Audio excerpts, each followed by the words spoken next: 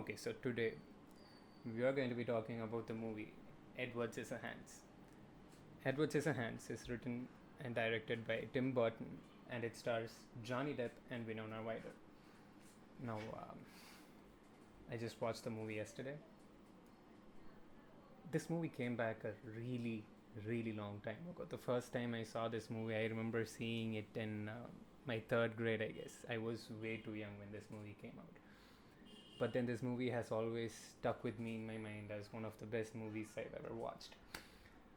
Um, I would say, like, my first exposure to Johnny Depp as an actor, like, most people these days know Johnny Depp from Pirates of the Caribbean, but I know Johnny Depp from Edward Scissorhands. And before you watch this movie, my advice to you would be watch it with a good set of headphones or a really nice audio system, because one of the reasons why this movie is magic is because it has brilliant music in it. And like I said, this is a milestone in Johnny Depp's career. Like, even more than the effect that Pirates of the Caribbean had in his life, I think Edward Scissorhands defined his career more. So this movie is basically like this fairy tale story of how it snows in this town. So the movie opens up with this old lady putting her grandchild to sleep, and the grandchild asks her, why does it snow? And so this movie is basically an answer to that question of why does it snow in that town, and it's a beautifully written story. um, but the movie watching experience is it's as fairy tale-ish as the story of the movie is, really. The innocence that Johnny Depp portrays of a child that's been alone for his whole life, and the way he struggles to fit in with the rest of the people throughout the movie, it shows, it strikes home. If you're someone who's a misfit, you can feel it in Johnny Depp's performance. um, you know what, let's go with this stepwise. We'll start from the end of the movie. We'll start at the start of the movie and then go towards the end of the movie and see what I like the most throughout the whole of it. So the movie opens up and we get the shot of this really nice neighborhood, right? It's like this really sweet, friendly neighborhood. It's all colorful, pink and green and blue and all the bright shades, the bright happy shades. It's like this cartoon neighborhood. It's kind of the neighborhood that you would see in a cartoon movie.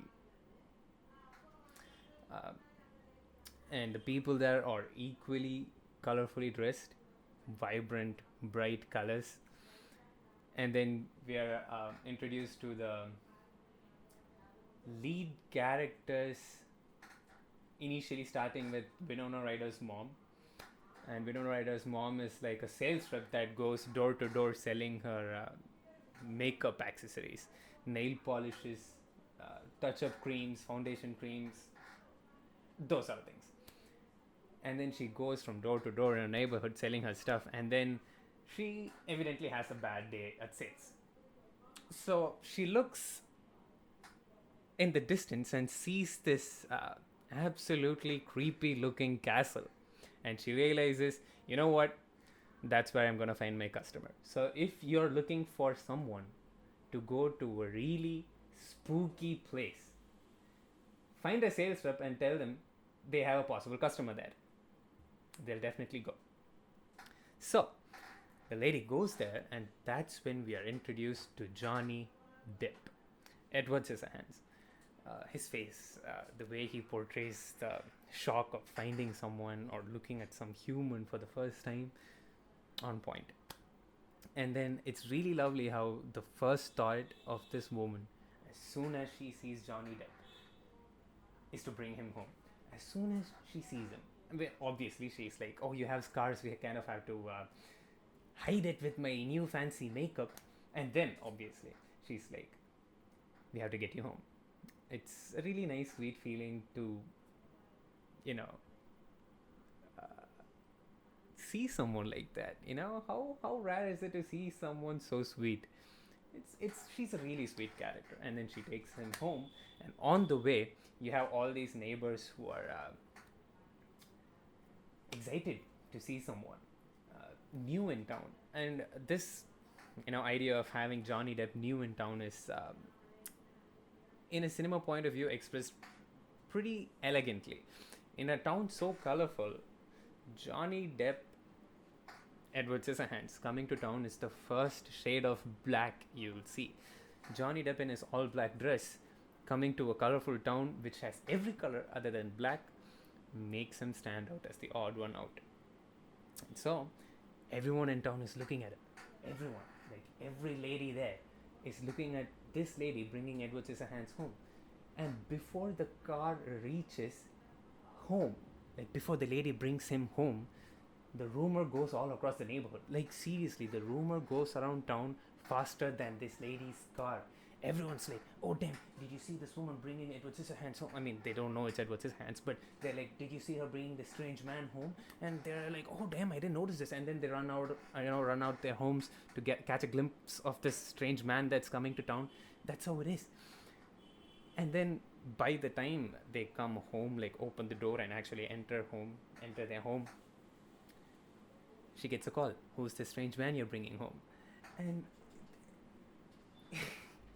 it's astonishing how people run crazy around rumors and anything that's out of the ordinary. People are so curious, and she basically shows him around her house, and then shows her some of her family pictures, and that's when we catch a first glimpse of Winona Ryder. And it's like this love at first sight shot where Edward Scissorhands just looks at Kim and is like, damn, this is the prettiest lady I've ever seen. I mean, like, if you have seen Winona Ryder, if you've seen this movie, god damn, she's a really pretty woman. Like, she is really pretty. And that's the first time Edward Scissorhands sees Kim, Winona Ryder. And then from there on, the movie is how Edward finds his spot in this neighborhood, or at least tries to, and then how people initially, because of his idiosyncrasies and his own quirks, initially tend to like him, right? Initially they are like, oh damn, this guy can do this and this guy can do that, and they're like, do this for me, do that for me. They indulge themselves in his capabilities, or made use of him. And then there's this old guy who comes to this meet and greet, and he's like, I don't have my leg, I lost my leg in some battle or whatever. And then he's like, don't let anyone call you a handicap, don't let anyone tell you you're handicapped. And then Edward is like, that's nice. But then as the movie proceeds, you see how people are just bad. People are just really bad. It's shown really beautifully in this movie, for the honeymoon phase of meeting this new person, and they get to know him and they really like him and his capabilities, and they have fun with it. And then as time goes on, when they don't really get what they want anymore, this woman in the movie, she tries to kind of abuse him, and he flat out turns her around. She gets pissed off and goes around people telling he abused her. I mean, if that's how the table turns, so be it. So the idea is people turn against him, and there's this friction building up where the neighborhood doesn't want him there anymore. And then we are introduced to this cop who's first getting a hold of him doing something he shouldn't be doing. Watch the movie, I'm not going to spoil it for you. He catches Edward doing something he's not supposed to be doing, takes him to jail, and then he tells him, I've been worried about you all night. A good cop. It's nice to see a good cop. And then they eventually get him out of jail, and then he goes back home, and then the movie goes on to show that he has really strong feelings for Kim, Winona Ryder. And then Kim is already dating someone else. She has a high school sweetheart, and this kind of doesn't sit well with Edward. but he kind of goes on with it. But then he has had enough at this point where this boyfriend just turns out to be a straight out bimbo. Let's keep it PG-13, shall we? So because this guy turns out to be such a piece of human excrement, Edward doesn't like him, but then he kind of has to put up with it because Kim likes him. Things turn out pretty rough, and then comes to the point where the people of the town want him out. They're like, you know what, this is it, no more Edward Scissorhands, enough. And then they're chasing him all around town. They call the cops, and then the cop car comes, and the cop car is chasing him all around town. And then eventually the cop chases him right back to the castle, and then lets out a couple shots from his gun, just so the people can hear those gunshots and make them believe that he shot him. Give them the belief that Edward is dead, so they'll finally let him be at peace. And then he tells him, "Run along, Edward, run along." I mean, I think that's what he tells him, but something along the terms, right? So he's giving Edward a living chance, and not just, putting him behind bars or actually shooting him. Pretty relevant in the times we're living in. And then Winona, she's bolting up the stairs. She's running right up to the castle to see if Edward is doing fine. And then, for her relief and for our relief, of course, she finds him well. I mean, alive? Maybe, yeah. I wouldn't say well, but she finds him alive. She finds him alive, and she's like, "Oh, I thought you were dead." And then, boom, out of nowhere, the boyfriend comes in, and he's like, "I didn't think so." And then, and he has a gun. He puts a gun to Edward's face, there to kill him. And in a turn of events, he dies. I'm not gonna tell you how he dies, but then the boyfriend dies. And then Winona Ryder goes out, and then she tells everyone they both killed each other. So again, giving Edward his peace, his break.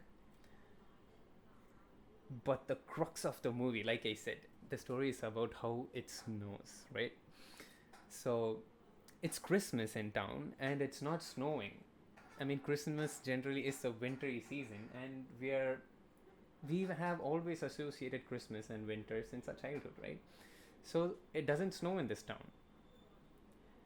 And so Winona Ryder, or Kim's father, in the movie goes up to the roof of their house and lays down these long, white, woolly, fluffy mats on the roof, I guess, to give a picture of snow. And they are decorating the houses with these pre-made IKEA Christmas trees that's all white. No snow again. And then Winona Ryder, Kim, is helping her parents set the house up for Christmas. And then she goes out. It's snowing. Edward Scissorhands, with his scissor hands, is sculpting this huge, massive ice sculpture. And it's this beautiful shot, this Kim dancing in the snow shot. It's magical. But then that's kind of my only flaw or something like that. It's the only doubt that I had in this movie. Like, where did that massive block of ice come from? And then the movie ends with the grandma telling her child, "This is why it snows." I'm kind of not going to tell you why it snows. That's I partially did anyway, but then watch the movie. Watch the movie. It's worth it. Beautiful movie. And brilliant performances by everyone. Winona Ryder, Johnny Depp, the mom, dad, and the brother and the boyfriend. Everyone, brilliant performance. And my favorite parts of the movie, obviously some of it are like spoilers, but then there are a few dialogues that stood out. Like there's this, after the brief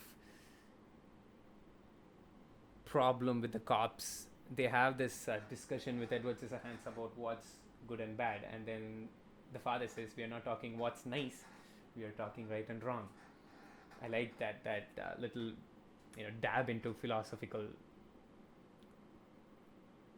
conundrums. Really deep philosophical question over a dinner talk. It was nice. Overall, I would I would give this movie a solid recommendation. Anyone out there who's looking for a good movie to watch, Edward Scissorhands. Beautiful movie. Absolutely beautiful movie. Watch it, enjoy it, and until next time, be good. Take care.